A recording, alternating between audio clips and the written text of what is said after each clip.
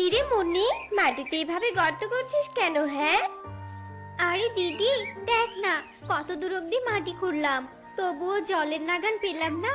মা বলেছিল মাটির নিচের জল খেতে নাকি অনেক ঠান্ডা, তাই তো জল নিতে এসেছি। যা গরম পড়েছে, একটু ঠান্ডা জল না খেলে হয় বল? ও মা, তাই নাকি? আমারও বড্ড জল তেষ্টা পেয়েছে রে। চল, আমিও তোকে সাহায্য করি। দুজনে মিলে গর্ত করলে তাড়াতাড়ি জলের নাগাল পাবো। চল চল, তাড়াতাড়ি করি। টুনি আর মুন্নি দুই বোন মিলে মাটি খুঁড়তে থাকে। আসলে টুনি আর মুন্নি দুই বোন ছিল ভীষণ বোকা। তারা যেমন বোকা ছিল তেমন অসুন্দর ছিল। এমন দুই বোকা মেয়েকে নিয়ে তাদের মা মিনুর ছিল যত জ্বালা। কোন পোড়া কপাল নিয়েছে সৃষ্টিকর্তা আমায়! হে দুই বোকা গর্ত মেয়েকে দিয়েছে কে জানে। এই দুই মেয়ের বুদ্ধি শুদ্ধি কবে হবে তা আমি জানি না বাপু।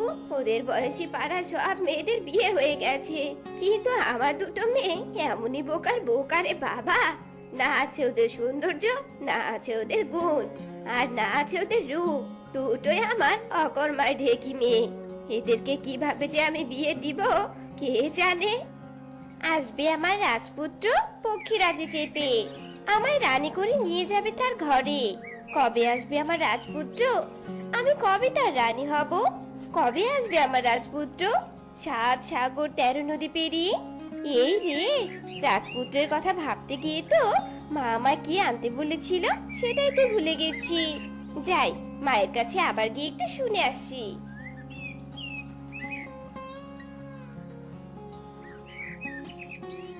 মেয়েটাকে কখন বলেছি বাজার থেকে মুড়ি কিনে আনতে, এখনো কি তার পাত্তা আছে? হ্যাঁ, না জানি কি বোকামো করছে কে জানে। মা, ও মা, তুমি আমাকে কি যেন আনতে বলেছিলে? আমি তো ভুলেই গিয়েছি, আবার একটু বলো তো মা। বলবি তো? মাথায় কি আর তোর বুদ্ধি শুদ্ধি আছে নাকি তোদের? হ্যাঁ, তোদের দু বোনকে নিয়ে আমার হয়েছে যত জ্বালা। মুড়ি আনতে বলেছিলাম, মুড়ি। ও, এবার মনে পড়েছে মা, মুড়ি। দাঁড়াও মা, আমি এক্ষুনি পুকুর ঘাট থেকে মুড়ি নিয়ে আসছি। কি বললি তুই? পুকুর ঘাটে মুড়ি আনতে যাবি? আরে গাধি, পুকুর ঘাটে কি মুড়ি পাওয়া যায়? মুড়ি তো পাওয়া যায় বাজারে, আর পুকুর ঘাটে মাছ পাওয়া যায়, বুঝেছিস? ও তাই তো, দাঁড়াও মা, তাহলে আমি এক্ষুনি বাজারে যাচ্ছি।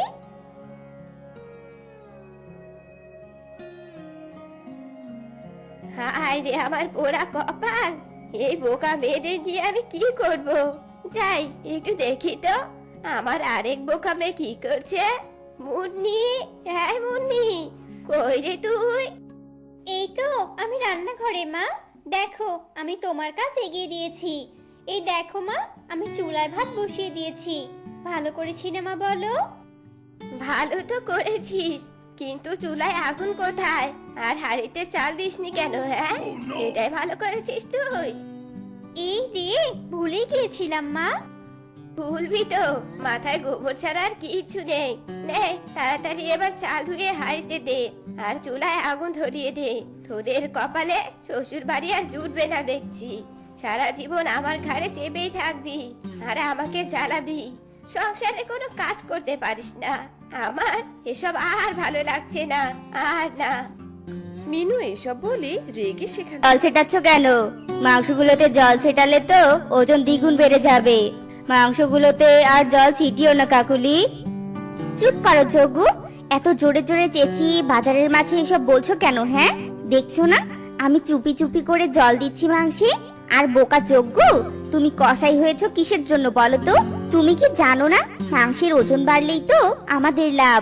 চুপি চুপি তুমি খরিদ্দের ডাকো, এদিকে আমি চুপি চুপি বাকি মাংসগুলোতে জল ছেটানো শেষ করি।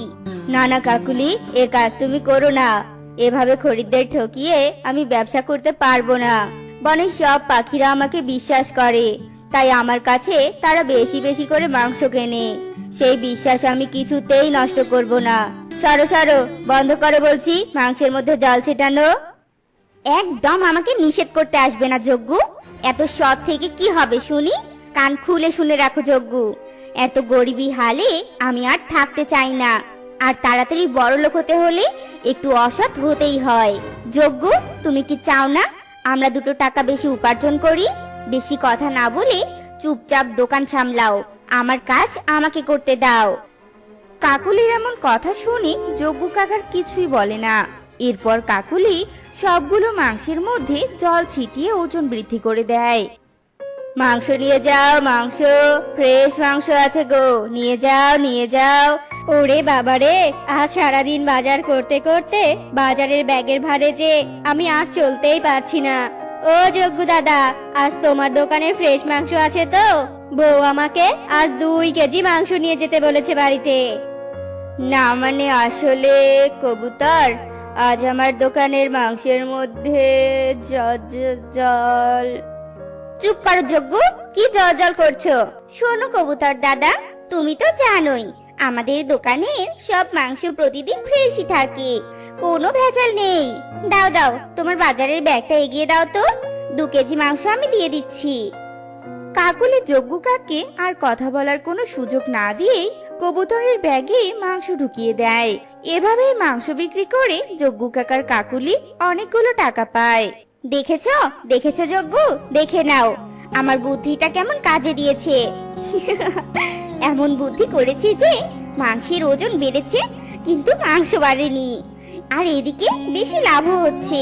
শোনো যজ্ঞ, এবার তুমি আমার কথা শোনো, আর তুমি এখন থেকে আমার কথা মতোই মাংসের দোকান চালাবে, বুঝতে পেরেছো? কখনোই না কাকুলি, কখনোই না। আমি তোমার এসব বাজে খারাপ বুদ্ধি কখনোই শুনবো না। তুমি তো জানোই অসৎ